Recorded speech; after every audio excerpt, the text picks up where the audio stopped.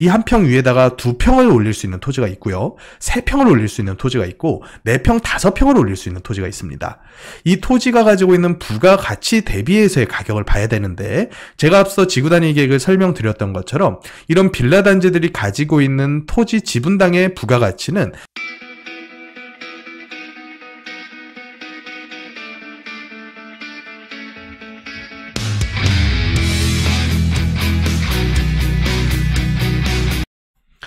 안녕하세요. 부동산 해결사 솔로몬입니다.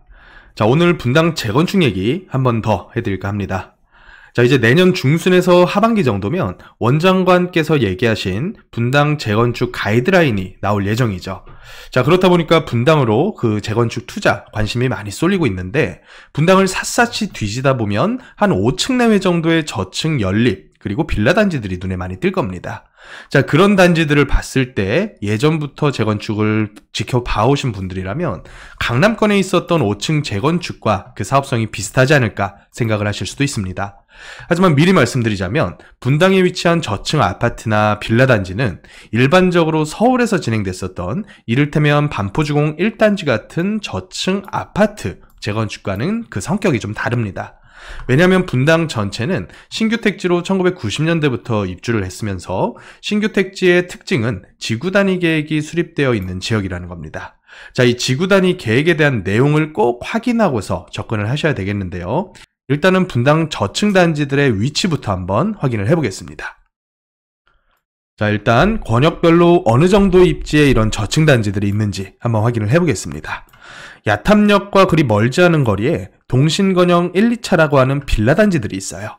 그래서 이 빌라 단지들의 용적률을 한번 봤더니 100% 미만입니다. 94% 정도의 용적률이니까 만약에 이게 강남권에 있었던 저층 아파트라고 했을 때는 어마어마한 사업성을 기대를 해볼 수도 있겠죠. 약간의 단점으로는 세대 구성 자체가 굉장히 소형 평형 위주로만 구성되어 있다는 특징이 있습니다. 그러니까 여기는 과거 분당 처음에 계획했을 때부터 저소득자라던가 혹은 세대 구성원이 적은 분들 위주로 해서 분양을 했다라고 유추를 해볼 수가 있겠죠. 또 여기서 그리 멀지 않은 거리를 보시면 대원빌라, 성원빌라 같은 굉장히 세대 규모는 작지만 용적률이 100%에도 못 미치는 아주 낮은 용적률의 이런 단지들이 위치를 해 있습니다. 자, 그래서 가격대를 봤더니 가격대는 또 만만치가 않죠. 조금은 작은 평형대이긴 해도 거의 7억대 이상 가격을 형성을 하고 있고요. 전용 59제곱미터, 57제곱미터 정도 사이즈를 봤을 때는 한 6억대 정도 가격으로 형성이 되어 있습니다. 자, 그리고 분당동, 구미동에도 이런 빌라 단지들이 꽤나 많죠. 보시면 분당동에는 장안타운 일대에 장안타운 라이프 한신, 그리고 두산 건영빌라, 건영 3차 빌라, 이런 대규모 빌라 단지들이 위치를 해 있습니다. 용적률로 봤을 때는 전부 다 100%에 못 미치는 기가 막히는 용적률을 가지고 있고요.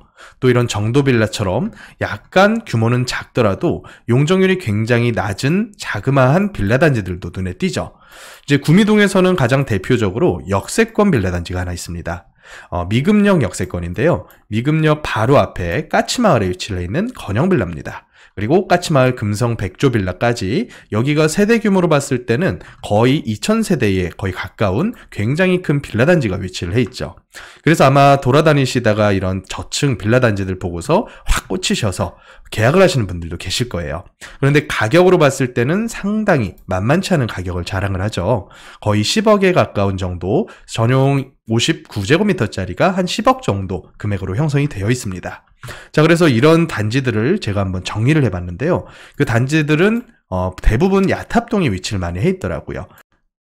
매화마을이나 목련마을 쪽에 가장 많은 이런 저층 빌라 단지가 위치를 해 있고요. 또 장안타운이라던가 이런 화이트빌, 까치마을, 이런 단지들이 현재 용적률로 봤을 때는 전부 다 100%에 못 미치는 재건축 사업성으로는 아주 기가 막히는 용적률을 자랑을 합니다. 하지만 이런 투자 쉽게 보고 접근했다가는 큰 코 다칠 수가 있습니다. 이런 투자들이 왜 어려운지에 대해서 오늘 제가 한번 설명을 드려볼까 합니다. 자, 이런 투자가 어려운 이유에 대해서 파악을 하려면 지구단위 계획이라는 개념이 머릿속에 좀 잡혀 있으셔야 됩니다.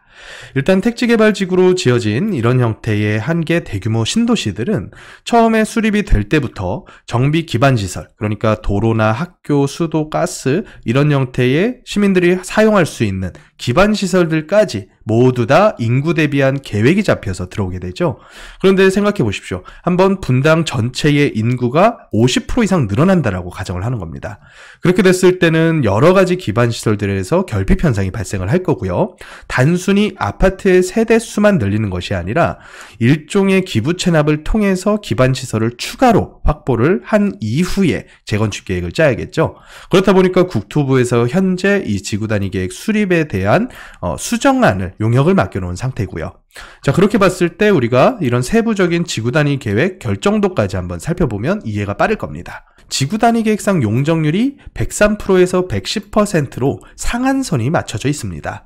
그래서 현재 이 상한선에 맞춰서 아파트 및 빌라를 짓다 보니까 100%에 못 미치는 단지들이 발생을 하는 거죠. 또 이렇게 보시면 초고층이 들어갈 위치, 또 고층이나 저층이 들어갈 위치까지 이 지구단위 계획에 전부 다 명시가 되어 있는데, 이 지역 같은 경우는 전부 다 저층 위주, 그리고 조금 일부만 중층 위주로 이런 식으로 구성되게끔 세팅이 되어져 있습니다. 자, 그렇기 때문에 이 연립단지들 같은 경우에는 나중에 지구단위 계획이 수정이 되더라도 초고층 형태로 들어가는 것보다는 한 단계 정도로 올라가게 될 가능성이 굉장히 크다.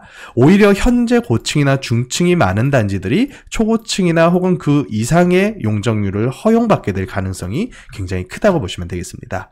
자, 연립단지 같은 경우에도 마찬가지인데요. 아까 전에 보여드렸던 야탑동에 위치한 소규모 연립단지 촌인데, 이 지역 같은 경우에도 각 필지마다 상한된 용적률이 이런 식으로 90% 내지 100% 정도로 정해져 있습니다.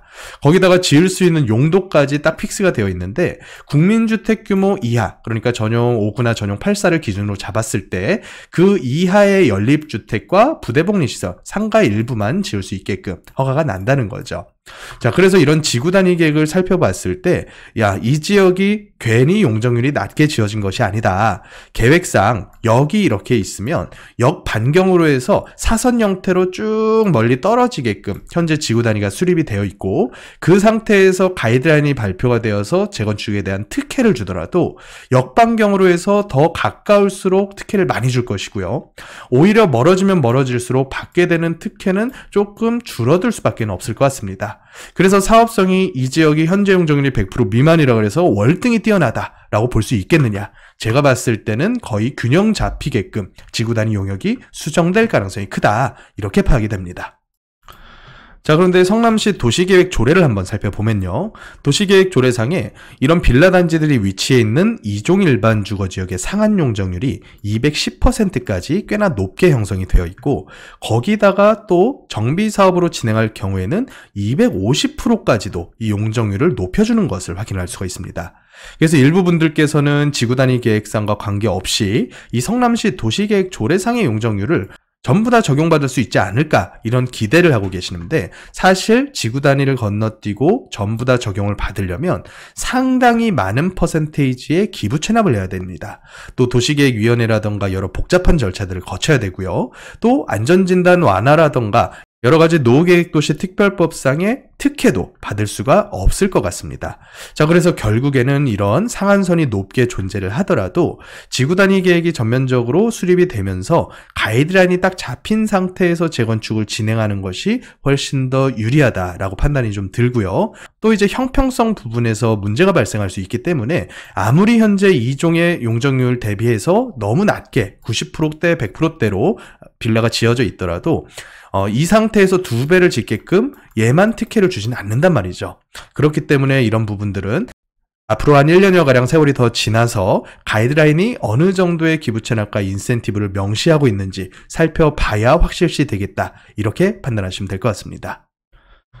자, 그러면 가격 흐름을 한번 살펴볼 텐데요. 이 가격 흐름을 살펴보는 이유는 다른 아파트나 단지 내 상가 투자하는 것보다 빌라 투자가 얼마나 더 매력 있는지를 한번 따져봐야 되기 때문이겠죠. 한전된 자산을 가지고 우리는 더 효과가 좋은 곳에 투자를 해야 되기 때문에 제가 대지 지분 평당가와 거래량, 그리고 평균 매매가까지 한번 차트를 그려봤습니다. 그래서 이 해당되는 빌라 단지 및 저층 아파트 단지들의 가격 흐름을 봤을 때 일반적인 그냥 아파트와 비슷한 수준으로 굉장히 높게 이후에 가격이 치고 올라갔다가 일부 조정이 된 이후 조금 더 반등하는 모습을 좀 보이고는 있죠. 이런 식으로. 그런데 매매가로 봤을 때는 가격이 평형 대비해서 만만치는 않습니다.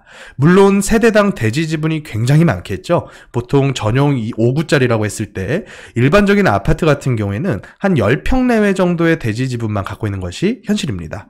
하지만 이런 빌라 단지 같은 경우는 전용 5구, 그러니까 평형으로 21평, 22평짜리가 거의 20평에 근접한 대지 지분을 가지고 있어요. 왜냐하면 용적률이 굉장히 낮기 때문이죠. 그래서 평당 대지 지분 가격은 한 3천대 중반 정도로 얼핏 봤을 때는 분당의 입지 대비해서는 너무 저렴해 보인다. 그래서 투자하시는 분들이 꽤나 있으셨을 거예요. 하지만 같은 한 평이라고 하는 토지에도 이 한 평 위에다가 2평을 올릴 수 있는 토지가 있고요. 3평을 올릴 수 있는 토지가 있고 4평, 5평을 올릴 수 있는 토지가 있습니다. 이 토지가 가지고 있는 부가가치 대비해서의 가격을 봐야 되는데 제가 앞서 지구단위 계획을 설명드렸던 것처럼 이런 빌라 단지들이 가지고 있는 토지 지분당의 부가가치는 역세권 3종이나 준주거로 종상향이 예상되는 그런 특별정비구역 예정지역보다는 훨씬 더 부가가치가 낮을 수밖에 없겠죠. 그래서 만약 이것을 균형을 맞춰서 보게 됐을 때는 거의 아파트와 비슷한 정도 수준으로 프리미엄은 어느 정도 붙어있는 상황이다 라고 인지를 하고 접근하시는 게 맞겠고요. 저는 이런 것을 그려볼 때마다 뭘 느끼냐면 이 시장 경제라고 하는 게 정말로 부동산 시장에도 잘 작용을 하는구나. 그래서 이런 부분들을 우리가 꼭 짚어보고서 투자를 해야 되는 거겠죠.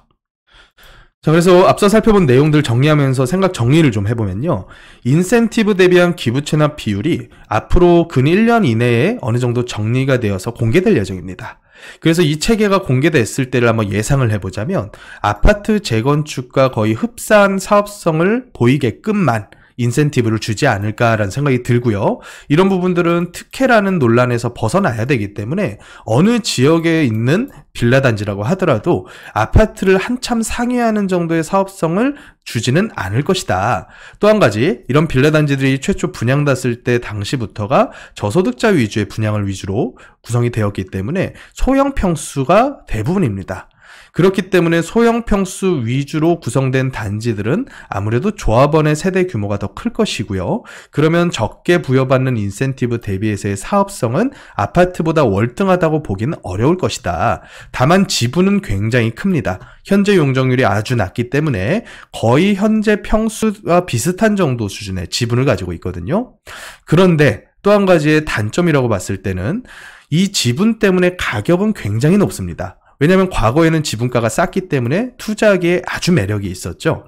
그렇기 때문에 지분가는 확 치고 올라가서 매매가를 뛰어났는데 전세가는 이 건물의 활용도에 따라서 흘러갑니다. 그래서 역세권과 멀다는 점, 그리고 약간 노후가 아파트보다 빨리 진행된다는 점, 이런 단점들 때문에 전세는 아파트만큼 높게 형성되지는 못하죠. 그렇다는 얘기는 즉 갭 투자 금액이 굉장히 높게 형성되어서 투자자의 수익률을 많이 떨어뜨릴 수밖에 없다. 이렇게 파악을 하시면 되겠고요. 결론적으로 아파트 갭 투자하는 금액이 4, 5억일 때 이런 빌라 단지 투자하는 금액이 3, 4억 정도로 큰 편차는 발생하지 않는다. 그러면 이건 역시도 어느 정도의 프리미엄은 붙어 있다고 인지를 하는 게 더 맞을 것이고, 이것보다 더 저렴한 금액으로 분당의 입주권을 받을 수 있는 투자는 상가, 단지 내 상가 투자밖에는 없을 것 같다. 이게 제 결론입니다. 그러면 지금 상황에서의 단지 내 상가 투자는 신규 쪼개기가 금지되었기 때문에 기존에 있는 매물들끼리만 주고받고 하는 거래만 형성될 수밖에 없겠고, 또 이런 프리미엄이 여태까지는 계속 형성되지 않은 상태로 유지가 되어 왔다가 이제 다른 강남권 재건축들과 비슷하게 이 상가 프리미엄도 가이드라인 발표와 동시에 어느 정도는 형성이 되어주지 않을까, 이런 기대를 좀 해봅니다.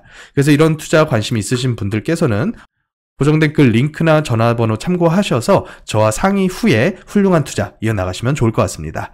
지금까지 부동산 해결사 솔몬이었습니다.